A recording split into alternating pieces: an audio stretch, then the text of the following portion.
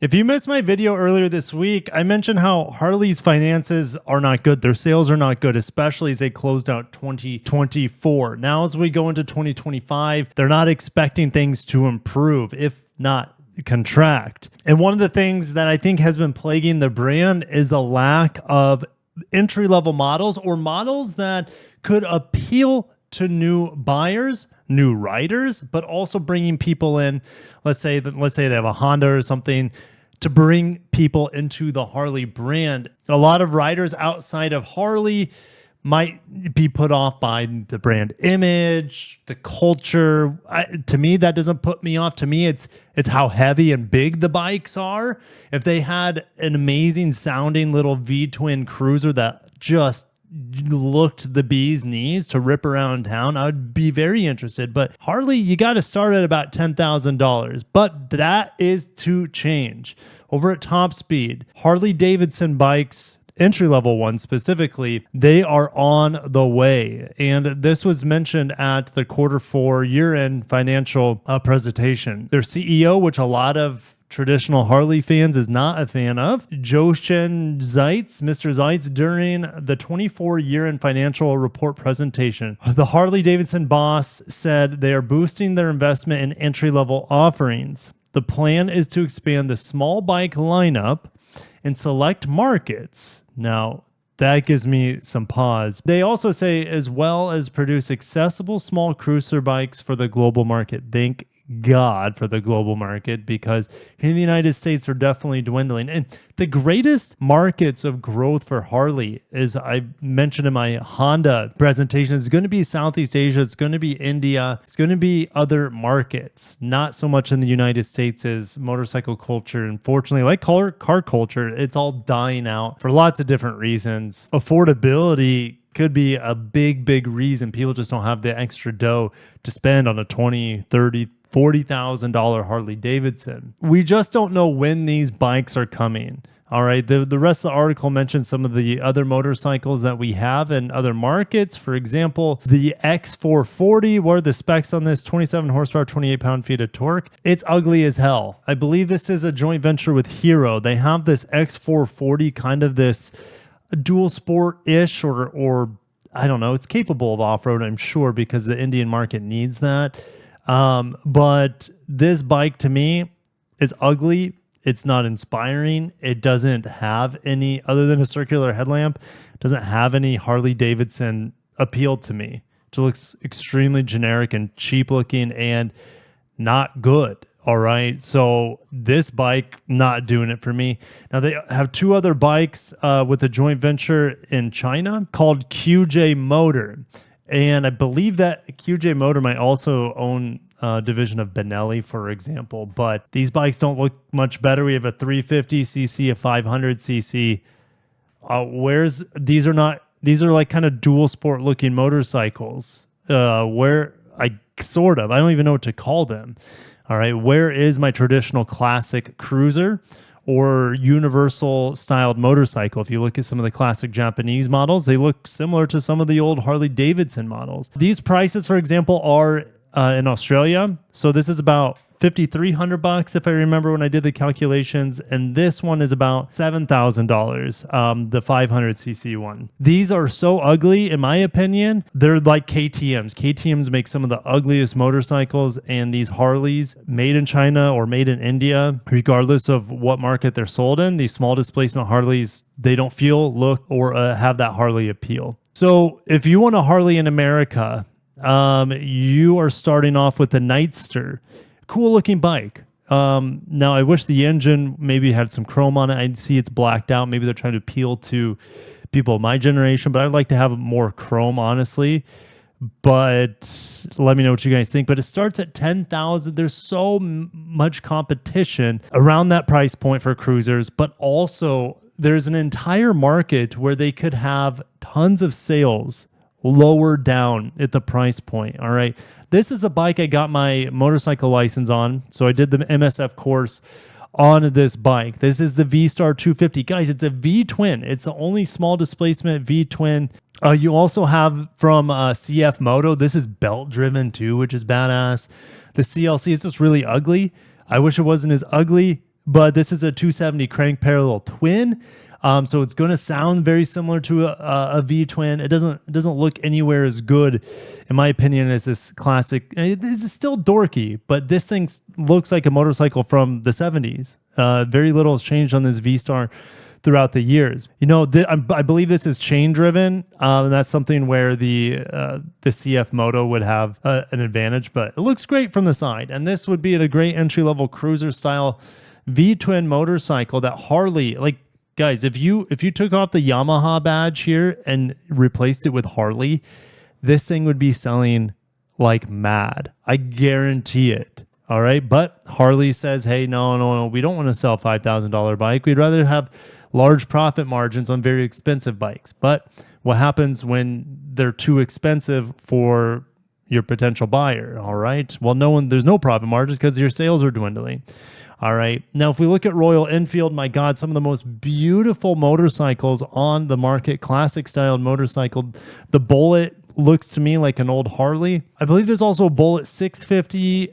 There's also going to be a classic 650. The classics are amazingly beautiful bikes as well. The Bullet being a little bit more Harley styled, but the Meteor is also kind of Harley styled. If Harley had any sort of these styled bikes, from the Meteor to the Classic to the Bullet, and in different engine options like Royal Enfield is doing, they would be crushing it. Meanwhile, it's crickets. Suzuki, well, they don't have any, that I'm aware of, any entry-level cruisers anymore. To get your feet wet in a Suzuki cruiser starts around $9,000-$10,000, which is kind of unfortunate. Kawasaki has two bikes that are classically styled, absolutely beautiful. You have the very old school W800 and also the very old school W230. Modern retro bikes that look incredible. You can also maybe throw in some of the Triumph Bonneville models. I believe about T100, T120 as well. Those are classic looking motorcycles that Harley you just can't get unless you're spending tons of money on. But Kawasaki, you can get your feet wet. Now, I think that the W230 is a terrible deal. I've found W800s in my area for around $8,000 on discount, brand new. So Kawasaki has some options. They also have a new style bike called the Eliminator. This doesn't do it for me. I think it's really ugly. It's going to be a 180 crank parallel twin. Not nearly as cool, in my opinion, compared to this single that you see in the W230 or the W800's parallel twin that has like the cylinders go up and down together, which is pretty crazy. And then we move on to Honda. Now, I don't like the looks of the Rebels. I understand where they're going here. I wish Honda had a bike that, if we go back to Royal Enfield, looked more like the Bullet or the Meteor, and they just don't. They have these new cruisers, the Rebel 300, the 500. The 500 starts at $6,500, but there's this Destination, right? There's Destination with all these bikes. You can still get an old school Shadow. Look how cheap this is. All right, about $8,500 after Destination, which comes in cheaper than a Harley. And if this didn't say Shadow on the side, I wouldn't know. I would think it's a Harley from the untrained eye. I think it looks amazing.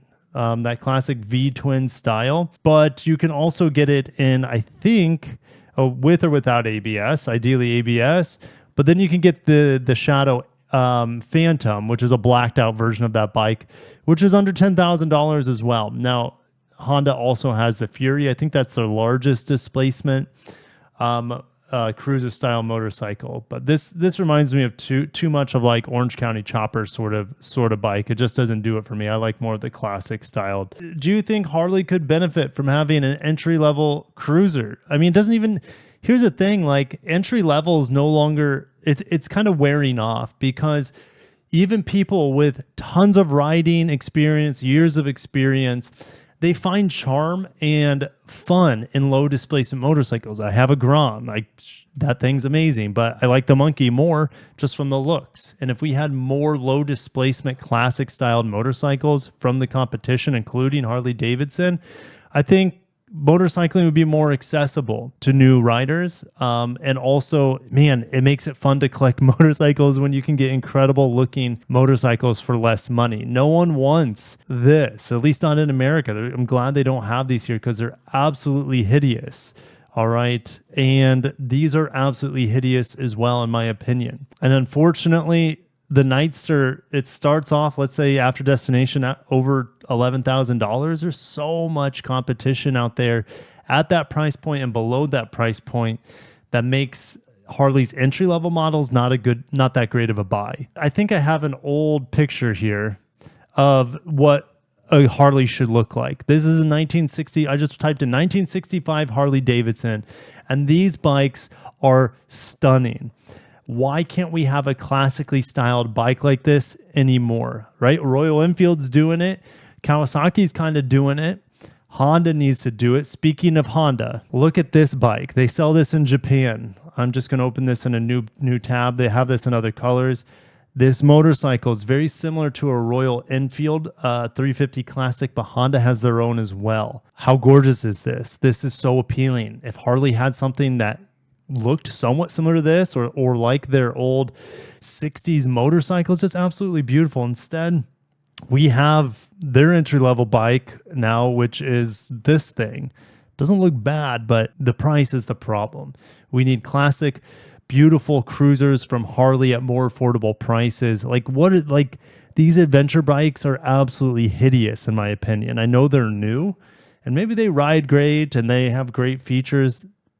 I don't know. Not doing it for me. I like these. I like this Fat Boy better. I like this Heritage better, but look how expensive they are.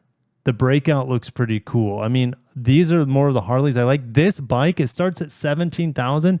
This bike, this sort of style of motorcycle, this should be available with a V-twin, if not a 270 crank parallel twin from Harley. I know V-twins are their life, but like, look, Yamaha's doing V-twin. There's other Chinese competitors like Benda doing V-twin at low displacement. Let me pull them up. Benda has trademarked these motorcycles in America, especially, I want to say the Napoleon Bob. This thing is beautiful, trademarked into America. And I think the Chinchilla models also beautiful motorcycles, and the Napoleon Bob is too, but just nothing from Harley in the small displacement V-twin market. I got to stop myself because I could ramble all day. Harley Davidson still is an aspirational brand for many Americans. It has tons of brand clout, and I get that Harley might not want to cheapen the brand by having more affordable motorcycles. And maybe you see yourself as a luxury brand Harley and you don't want to cheapen yourself. I get it. But times are dire. You need to be able to be a flexible company in these times that have multiple offerings for as many customers as possible. That's why luxury cars they keep bringing in cheaper low price tag models over the years, from BMW to Lexus. Like, they keep lowering their price brackets as time goes on. More options is good. More price points is good. You can still have a low displacement, affordable, sub $10,000 motorcycle that's going to tick the boxes for that Harley Davidson feel. Just don't have it. And I hope Harley figures it out before it's too late. Is it too late? Are they going to go? No, it's not like they're going bankrupt anytime soon. But they need to make something affordable to avoid any sort of apocalyptic future for the American motorcycle brand. All right. Thank you guys for watching. Subscribe for more motorcycle news. I appreciate you, and have a great day. Peace.